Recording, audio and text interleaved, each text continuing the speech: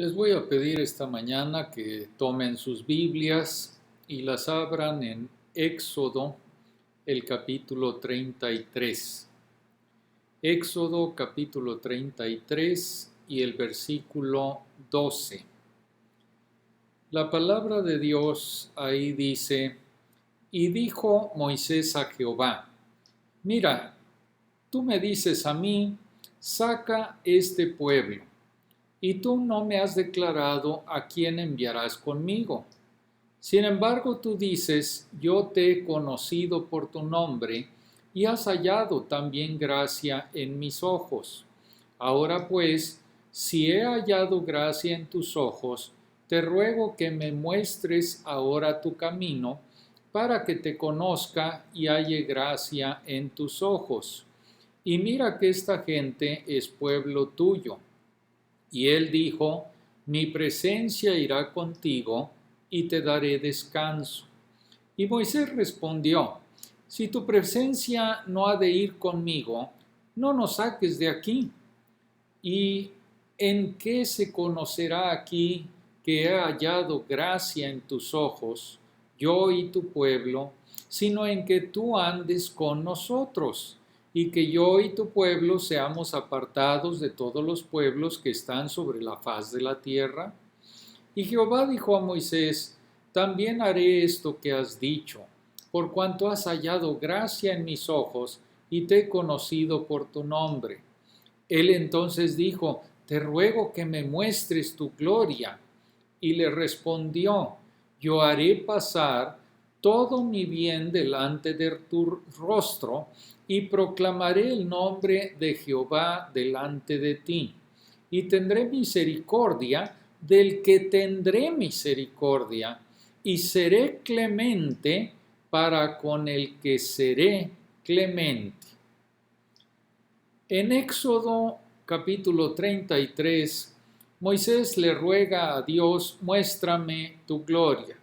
Y Dios responde: voy a hacer pasar toda mi bondad delante de ti, y delante de ti pronunciaré mi nombre, Jehová, Yahvé, y tendré misericordia con quien yo quiera, y tendré compasión también de quien yo quiera.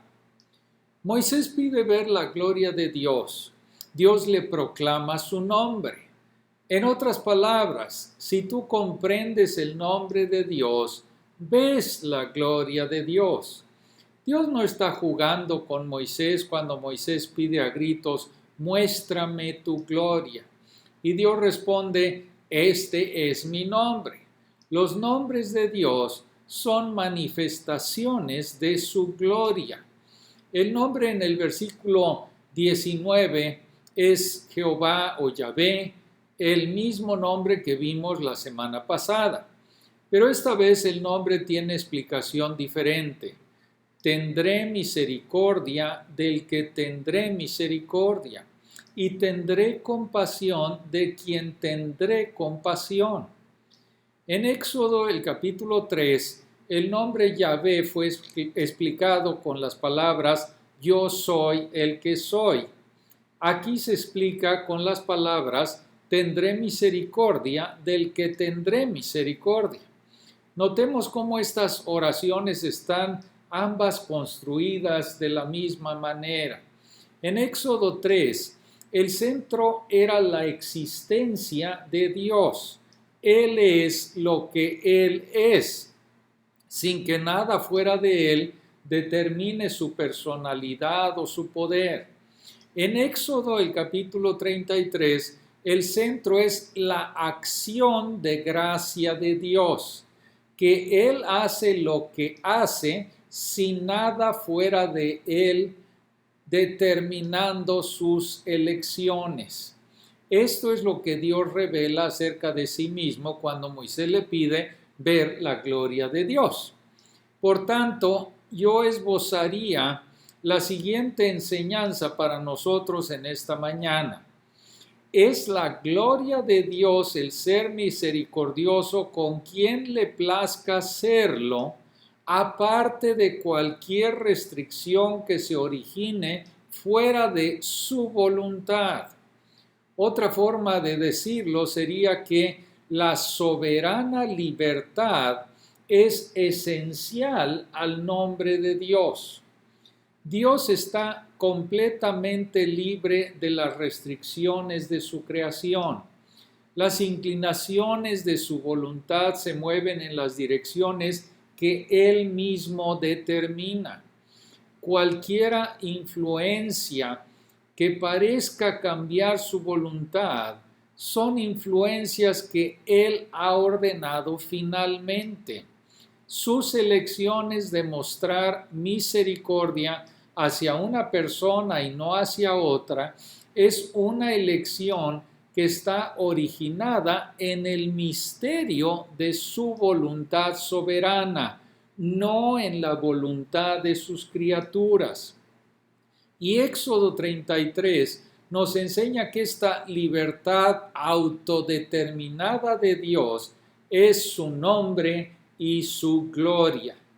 Si Dios alguna vez sometiera al dispensar su misericordia la soberanía de su libertad, dejaría de ser todo glorioso, dejaría de ser Yahvé, dejaría de ser el Dios de la Biblia.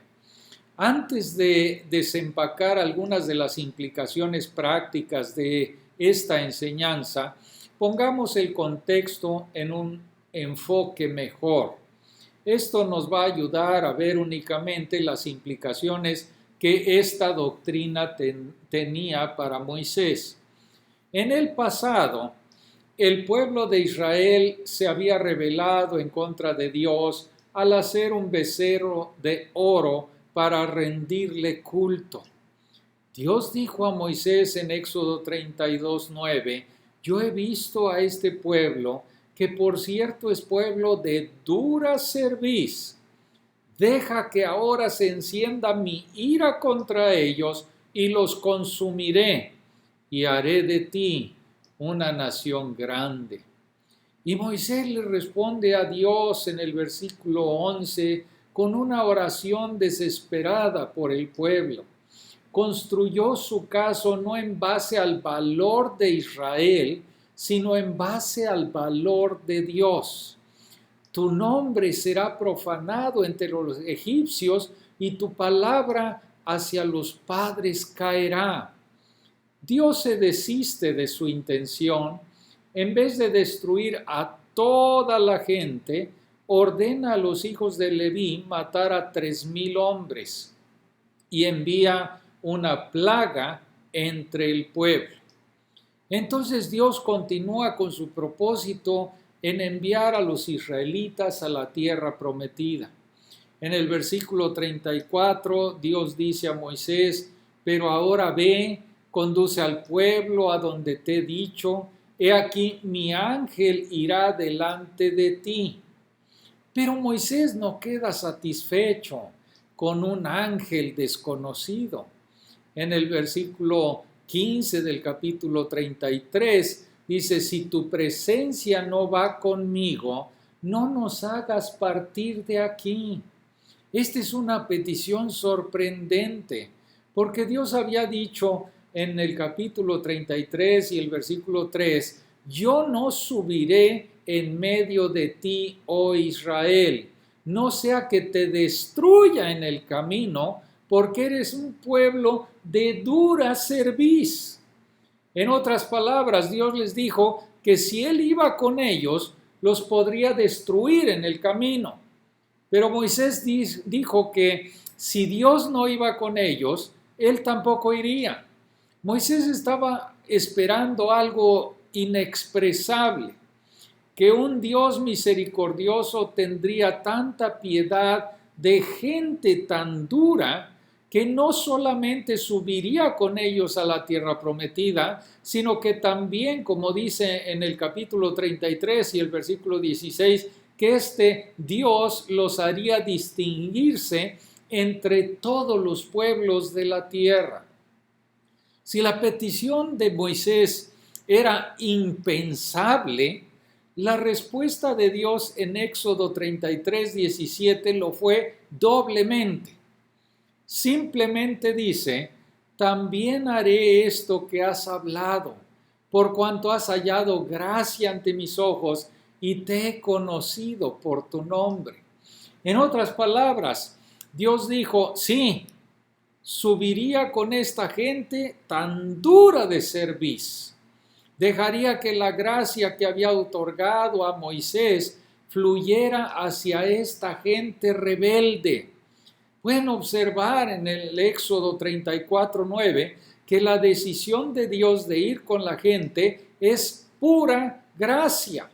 Allí Moisés dice, si ahora, Señor, he hallado gracia ante tus ojos, vaya ahora el Señor en medio de nosotros, aunque el pueblo sea de dura cerviz. La gente no merece las bendiciones de la presencia de Dios. Son duros de cerviz, son altivos, son obstinados, pero en su misericordia Dios les va a dar otra oportunidad para que le sigan en obediencia. Ahora surge la pregunta, ¿por qué en el capítulo 33 y el versículo 18 Moisés oró por ver la gloria de Dios? Déjame ver tu gloria. Creo que la razón es esta. Moisés sabía que su petición por la presencia de Dios entre gente de dura cerviz nunca tendría éxito si estuviera basada en alguna calificación de sí mismo o de la gente. Así que para Moisés y para que Moisés tuviese seguridad de que Dios sería tan misericordioso con Israel, necesitaba ver algunas bases en Dios y no en Moisés mismo y tampoco en la gente del pueblo. Necesitaba un vislumbre de la naturaleza de Dios. Sabía que Dios es un Dios todo glorioso, pero era esta gloria de tal naturaleza que motivaría a Moisés a creer que Dios realmente sería misericordioso con gente tan terca. Así que Moisés dice, muéstrame tu gloria, déjame ver un poco de tu naturaleza divina, déjame ver el significado de tu gran nombre, muéstrame la base de esta maravillosa promesa, dame alguna seguridad de que en efecto otorgarás tu presencia salvadora a esta gente de dura cerviz. A esto Dios le responde en el versículo 19, haré pasar toda mi bondad delante de ti y proclamaré el nombre de Jehová delante de ti y tendré misericordia del que tendré misericordia y tendré compasión de quien tendré compasión. En otras palabras, cuando Moisés pide ver la gloria de Dios, Dios revela su nombre como de primera importancia, el cual explica con las palabras, tendré misericordia del que tendré misericordia. Entonces, en el contexto del Antiguo Testamento, la declaración de la absoluta libertad de Dios para ser misericordioso con quien Él quiera, intenta dar a Moisés esperanza y seguridad de que en efecto Dios puede y será misericordioso con la gente terca de Israel e irá con ellos hacia la tierra prometida. La Biblia nunca ofrece vislumbres de la naturaleza de Dios simplemente para que tengamos discusiones intelectuales. Revela el nombre y la gloria de Dios a nuestro entendimiento para ayudarnos a reverenciarlo a Él, amarlo a Él, a confiar en Él y a obedecerle. Así cuando Dios se planta frente a Moisés y descubre lo más interno de su alma, la gloria de su absolutamente libre divinidad, lo hace con un propósito muy práctico, para dar a Moisés ánimo para realizar su misión de guiar a esta gente de dura cerviz a la tierra prometida. Ahora, las doctrinas más profundas de Dios tienen que ver con la vida diaria. La teología es la más relevante y práctica de todas las disciplinas humanas. Si no es esa nuestra experiencia, es porque o bien nuestra teología no es verdadera, o bien porque caminamos con un espíritu irreverente y hacemos un juego de todo ello. Las doctrinas de Dios reveladas en la Biblia son una inmensa importancia personal, práctica, son de una inmensa importancia eterna. Cuando necesitamos estudiar el nombre y la gloria de Dios, ¿cuánto necesitamos estudiar eso? El Dios de Éxodo 33 es virtualmente desconocido en la vida de la iglesia popular hoy en día. La relevancia práctica de la libertad de Dios para Moisés conlleva implicaciones prácticas también para nosotros. Pero antes de desempacar algo de esto, definamos esta doctrina más precisamente y cuestionemos más ampliamente su fundamento bíblico. Hemos presentado la doctrina de este texto en estas palabras: es la gloria de Dios ser misericordioso con quien quiera que le plazca, aparte de cualquier restricción originada fuera de su propia voluntad. O lo podríamos decir, la libertad soberana es esencial al nombre de Dios. Cuando esta doctrina se aplica a la salvación de los individuos, es llamada elección incondicional. Elección se refiere a la elección que Dios hace en cuanto a quien Él quiere salvar. Incondicional se refiere al hecho que esta elección no está basada en una condición o calificación que algún individuo posea. Proviene del misterio de la voluntad soberana de Dios. La semana pasada tratamos de hacer la pregunta: ¿por qué Dios es de la manera que es? Y la respuesta que recibimos de él fue: yo soy el que soy. No existe nada fuera de Dios que le haga de la manera que es. Su ser se origina de él mismo. Él simplemente es quien es de eternidad a eternidad. Podemos adorarle en respeto o podemos rebelarnos en incredulidad. Esta semana tratamos de hacer la pregunta: ¿por qué Dios fue misericordioso conmigo? Y la respuesta que recibimos de él es: tendré misericordia del que tendré misericordia. No existe nada fuera de Dios que restrinja su elección de misericordia por mí. Su elección se origina de Él mismo. Él elige libremente, aparte de cualquier condición en nosotros. Podemos permanecer en respeto de su suprema libertad y adorarle con gratitud, o podemos rebelarnos contra su autoridad absoluta y entonces estaríamos confirmando que hemos sido pasados por alto. La doctrina de la elección incondicional tiene sus raíces en la naturaleza de Dios.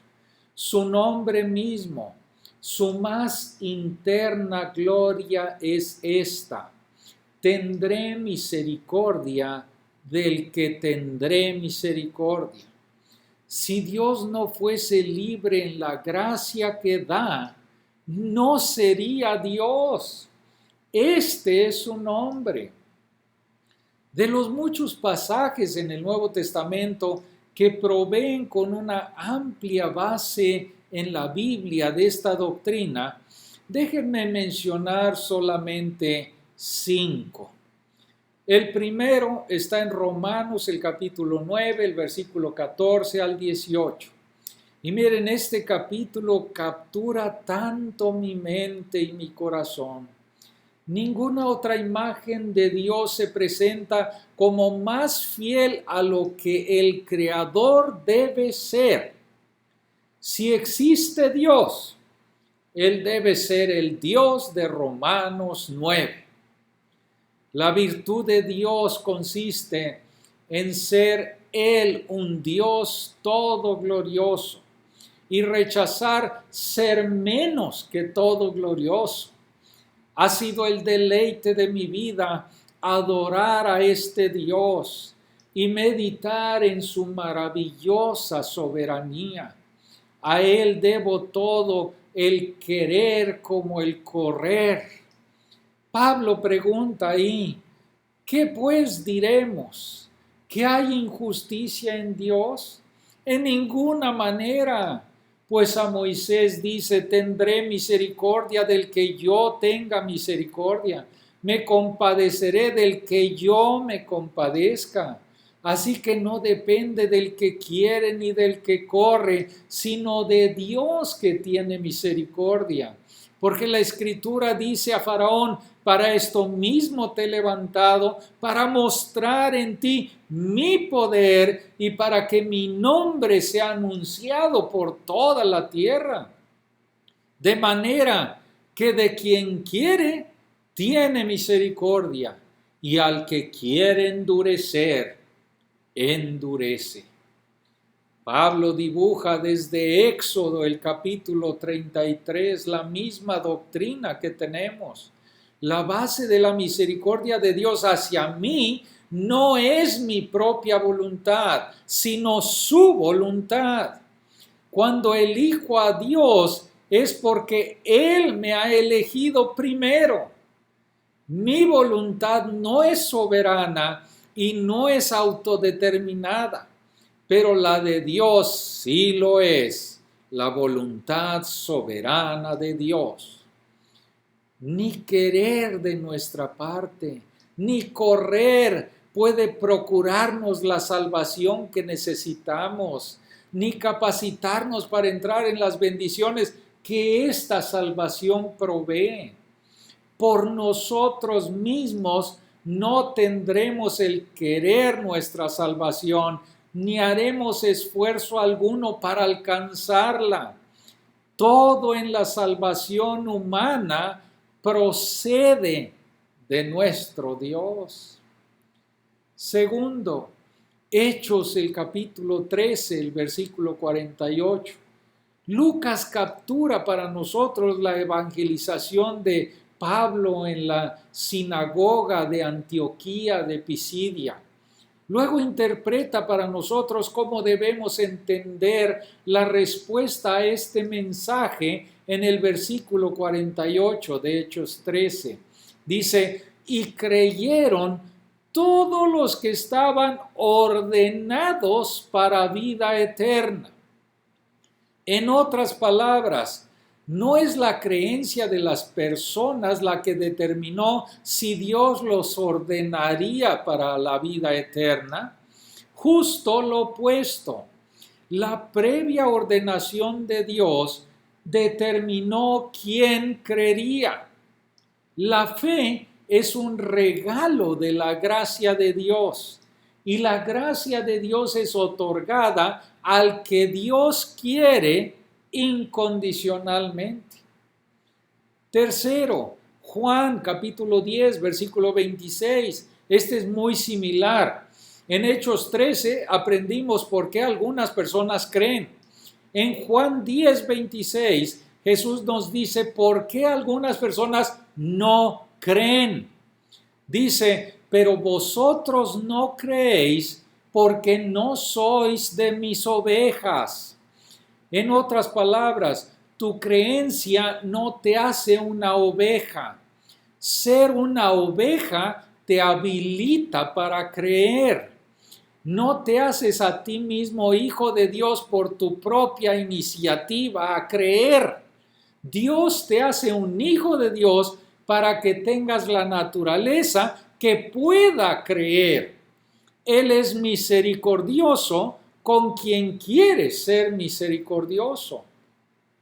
Cuarto se encuentra en Efesios, el capítulo 1, el versículo 4 y el 5.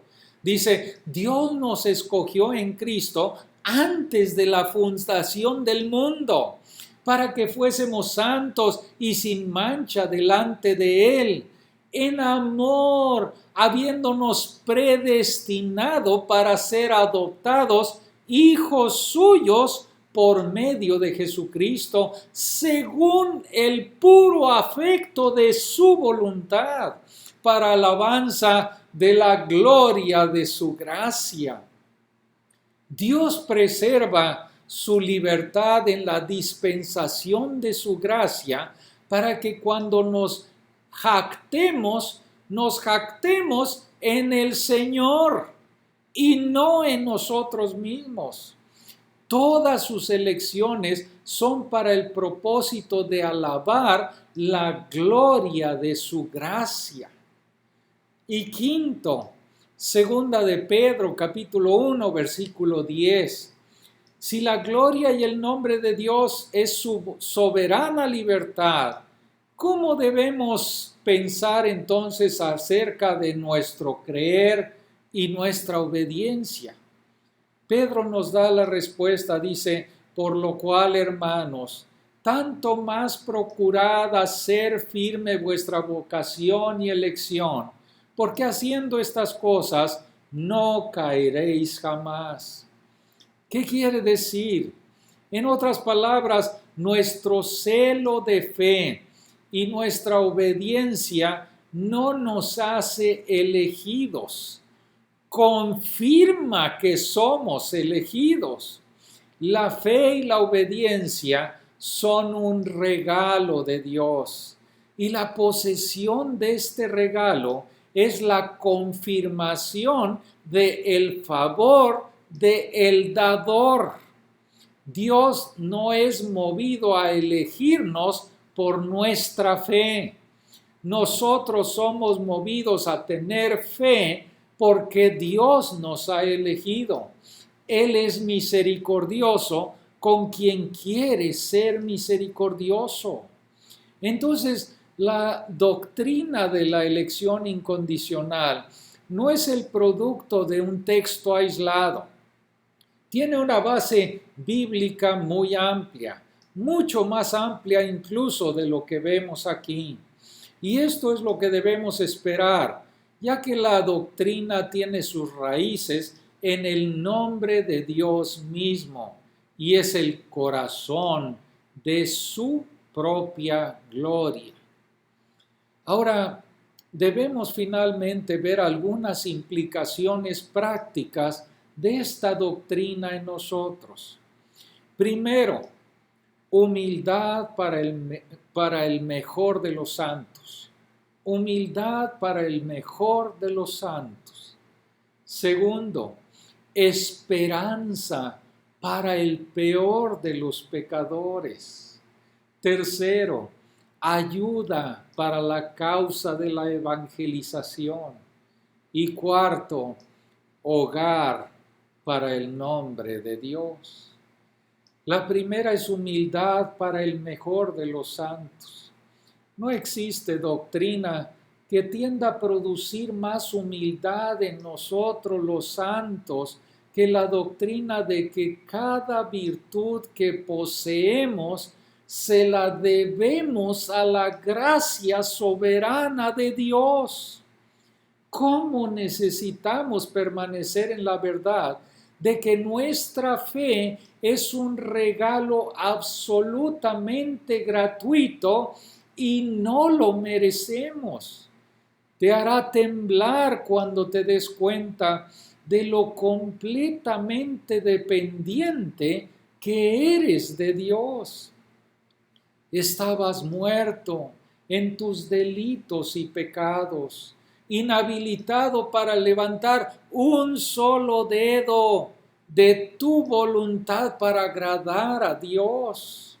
Y Dios, en absoluta libertad y gracia incondicional, puso su favor en ti y te dio vida.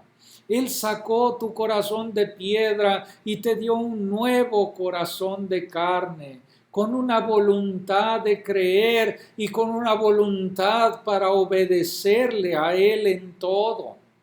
Así es que cada acción de fe y cada pedazo de obediencia es obra de la gracia de Dios en tu vida. Esto debe humillarnos hasta el polvo y cortar de nuestras vidas cualquier movimiento de orgullo. La doctrina de la elección incondicional significa humildad para el mejor de los santos. Pero segundo, esperanza para el peor de los pecadores.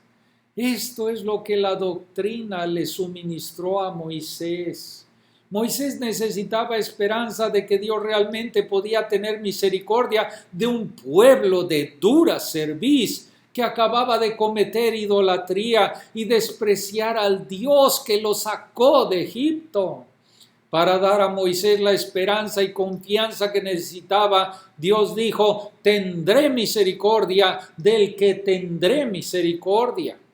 En otras palabras, mis elecciones no dependen del grado de bondad o de maldad en el hombre, sino solamente de mi voluntad soberana. Por tanto, nadie puede decir que es demasiado malo para que se le muestre gracia. La doctrina de la elección incondicional es la gran doctrina de esperanza para el peor de los pecadores. Quiere decir que cuando se trata de ser un candidato a la gracia, tu pasado no tiene nada que ver con la elección de nuestro Dios. Si hay alguien hoy aquí que no haya nacido de nuevo y traído a una fe salvadora en Cristo Jesús, no se hunda en la desesperanza pensando que la excesiva putrefacción o dureza de su vida pasada es un obstáculo insalvable para el trabajo misericordioso de Dios en su vida. A Dios le encanta magnificar la libertad de su gracia, salvando al peor de los pecadores. Vuélvete de tus pecados, clama al Señor. Incluso en este mensaje, Él está siendo misericordioso contigo y ofreciéndote un fuerte incentivo para venir a Él por misericordia.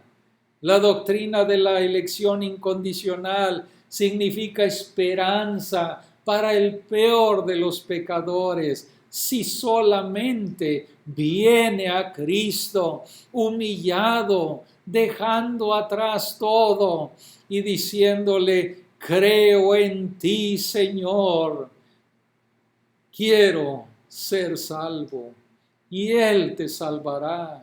La Biblia dice en Isaías el capítulo 1, el versículo 18, venid luego, dice Jehová, y estemos a cuenta. Si vuestros pecados fueren como la grana, como la nieve serán emblanquecidos. Si fueren rojos como el carmesí, vendrán a ser como blanca lana. Tercero, ayuda para la causa de la evangelización. Si esta doctrina significa esperanza para el peor de los pecadores, también significa ayuda para la causa de la evangelización. David Brainerd, el joven misionero a los indios piel roja de Nueva Inglaterra, hace 200 años, encontró fortaleza en esta doctrina una y otra vez, así como cientos de otros misioneros. El lunes 25 de junio de 1744, Brainerd escribió en su diario: «Fui habilitado para llorar a Dios por mis pobres indios». Y aunque la obra de su conversión parecía imposible con los hombres, con Dios pude ver que todo era posible. Mi fe fue muy fortalecida. Los misioneros y los que predican el Evangelio nunca tienen que desesperar como si cualquier persona o tribu fuere demasiado difícil o malvada para ser revivida por Dios. Él tendrá misericordia del que tendrá misericordia. Finalmente, no depende de la voluntad o el correr de los misioneros o las personas, sino de Dios. Siempre hay esperanza para el peor de los pecadores y por tanto siempre hay ayuda para la causa de la evangelización. Y cuarto, hogar para el nombre de Dios. El nombre de Dios: tendré misericordia del que tendré misericordia. Su libertad soberana es su gloria. Si conociéramos a Dios por quien realmente es, seríamos personas diferentes. Ah, cuán llenos de reverencia y humildad y mansedumbre seríamos. Permaneceríamos en el respeto de lo absoluto de su libertad soberana. Nos inclinaríamos delante de su presencia. Temblaríamos en temor de cualquier actitud que minimizase a nuestro Dios, y nos regocijaríamos con gozo inefable y glorioso, porque Dios ha puesto su favor en nosotros. Gracias a Dios por una salvación tan grande en Cristo Jesús, Señor nuestro. Amén.